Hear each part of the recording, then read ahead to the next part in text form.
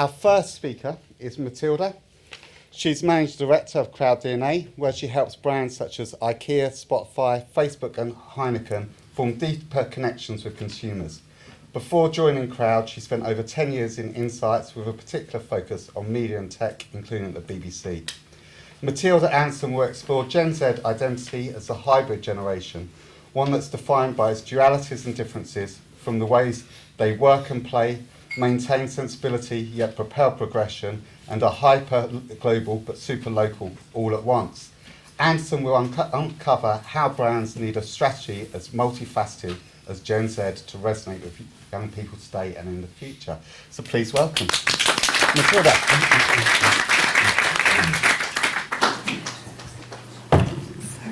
Hi. I'm from Crowd DNA, a culture insight and strategy agency. We take understanding culture very seriously, which is why we and I really love this forum. A chance to share knowledge and culture insights is just a wonderful thing. Thank you, Stephen, for inviting me.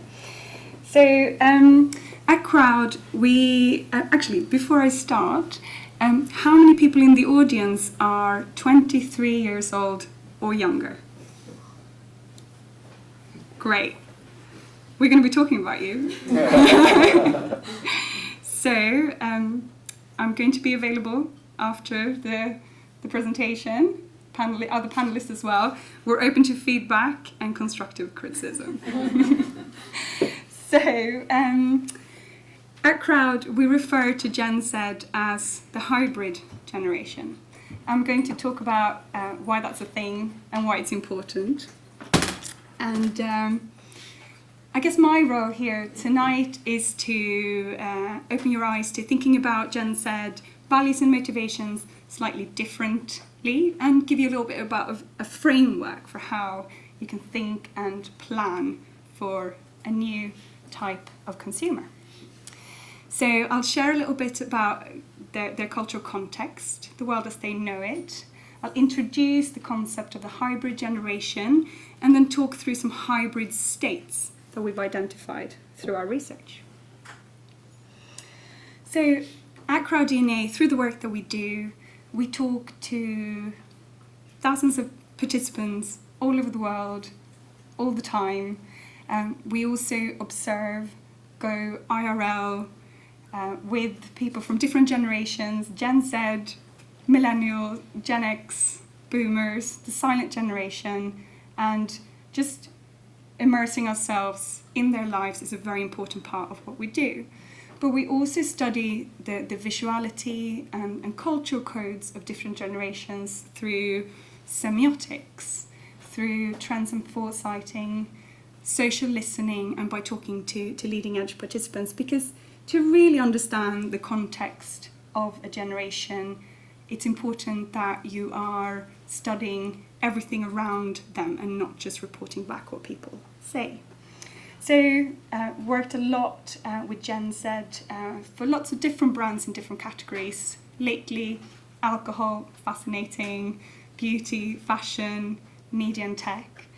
But to really be able to bring this generation to life for you today, we've also done street intercepts and taken photos. These are all photographs taken by our team, just to show you what they're all about, so you'll see them throughout.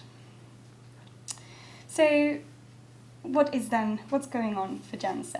So like any other generation, so I'll give you a little bit of generational theory. Gen Zs are, like any other generation, they're a product of the unique circumstances of their upbringing, what's going on at the time that they're coming of age. That, I guess, is the difference between life stage and generations. But actually, to be a little bit more specific, a generation is forming its values around what's in short supply during the time that they're growing up. So during times of social unrest, upheaval, terrorism, and so on, they're fostering motivations and values that are really about, I guess, authority, conformity, and more traditional values, you could say. During times of safety and prosperity, more modernistic values are formed. So an acceptance of diversity, individualism, and self-transcendence. So let's have a look at what's going on for Gen Z. So we've got Leave and Brexit at the same time. We've got Trump, toxic masculinity, and new femininity, or feminism, at the same time. We've got actually a relatively peaceful and prosperous time for the world, in the history of the world, but we've also got terrorism and wars where we don't know who the enemy is. We've got incredible advancements in science and technology, but we've also got a movement towards spirituality and new forms of spirituality. We've got the UK acknowledging or recognising that we're in a state of climate crisis, while the US is rejecting the Paris Agreement. We've got an ageing population in the West, and we've got large parts of the world where the population, over 50% of the population, are aged under 25. We've got economic stagnation in the West and growth in the East. And I could just go on and share examples of this polarized, multifaceted cultural context. I think another thing that we really need to stop or get out of the habit of is thinking about our generational cohorts just from a Western perspective. So the boomers, the slackers, the Gen X, the disgruntled millennials, the polarized Gen Z.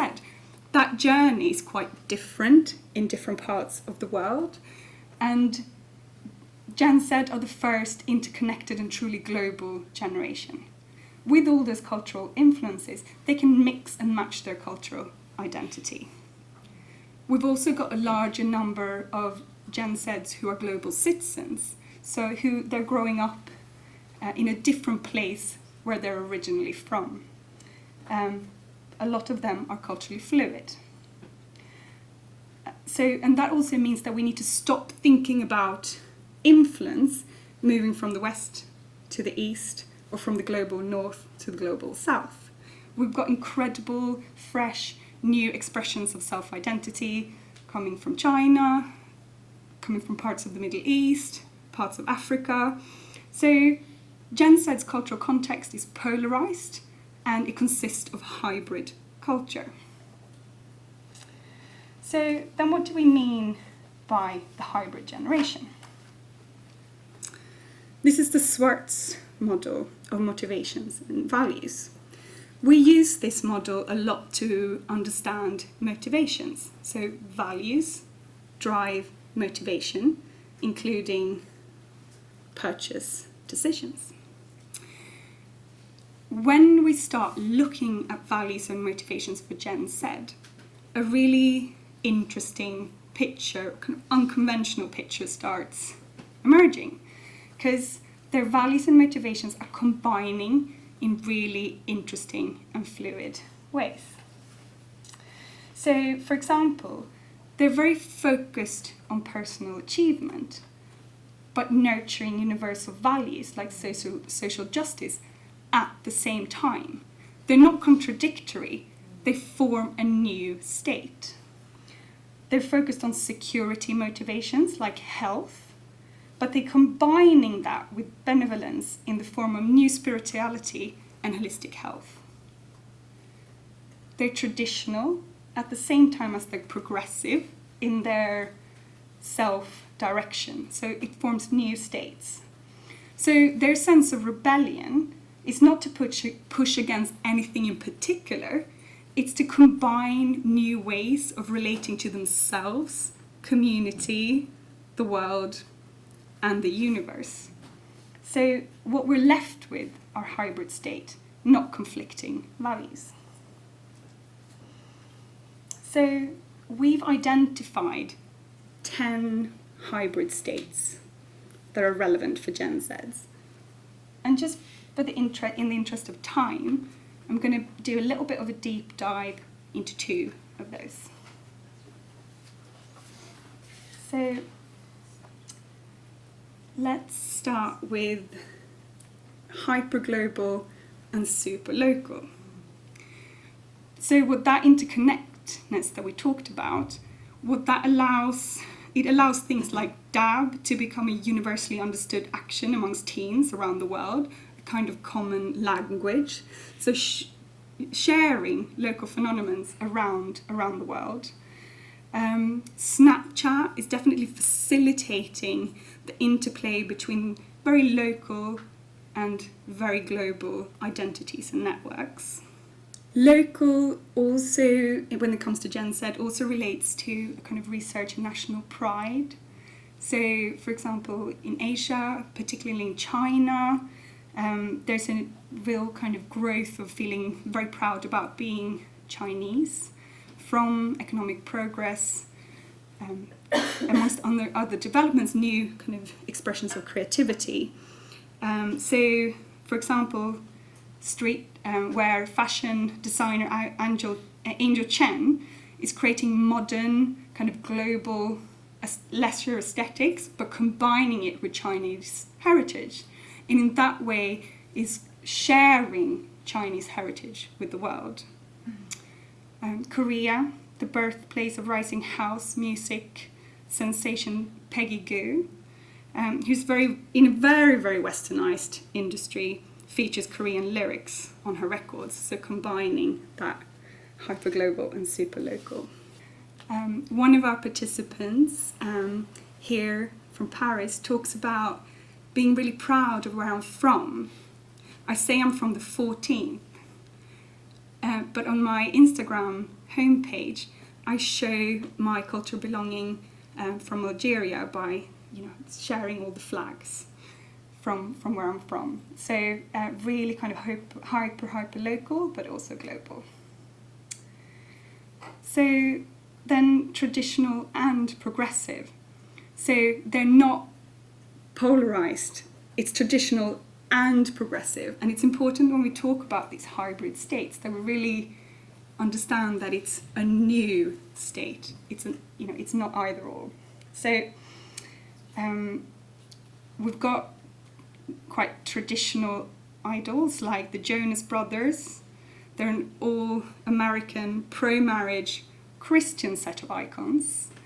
Justin Bieber and Hailey Baldwin have been quite open about the reason they're getting married is because of their Christian faith. The number or percentage of American 18 to 23-year-olds who have not had sex in the last year has increased by about 20%. Teenage pregnancies have gone down in the UK. And these, I guess, more traditional interpretations of relationships are actually not at odds with intersectionality, transgendered identities, or actually nurturing more unisex or gender fluid expressions of fashion. So, for example, Collusion, the ASOS unisex streetwear brand, is an example, and 48 Gen Zers are very positively minded about brands who are not specifically relating to either male or female. So lots of things going on in that space. So what does this all mean? Well, it's an opportunity. The hybridity creates fertile creative space. So explore these different motivations and combination of values. What does it mean for brand and comms? What does it mean for new products and services? Start understanding what hybrid states appeal to your Gen Z audience. Let's look at some brands that are trying to play in this space. So this is actually Sweet Tart's new campaign, Be Both, that is trying to capture that fluid identity, playing with different ways of being, and capturing that Gen Z aesthetics. Also, Gen Z being much more comfortable with being hybrid themselves means that they're open to brands and new type of partnerships that are more unexpected. So Swedish brands. I'm Swedish as well. We've got Fjällräven and Acne. So Fjällräven is all about nature. Acne is much more minimalist, urban, sleek aesthetic. Have done a collaboration together. But actually, you know, they both have quite strong point of view. It's different point of view, but them coming together feels very natural to a Gen Z audience. Why shouldn't they? You know, it's entirely possible to have more unexpected ways of collaborations. Hybridity also gives birth to interesting, complex characters. So Sabrina, for example, she has to come to terms with both being a witch and a human, using magic for good and some of the darker sides of magic. But the moral of the story is that it's fine to be both, and we see more and more complex characters in popular culture.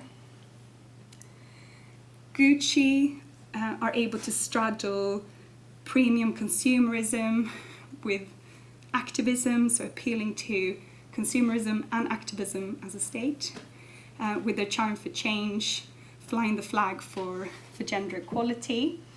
So it's possible to stand for multiple values at once. So it's a really exciting space, but just a kind of word of advice, I guess, from a culture researcher.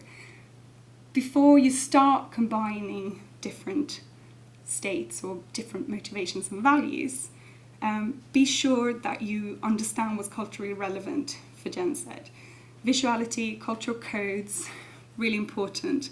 And because, as this quote from a report says, they will very quickly detect whether you are actually relevant for them or not.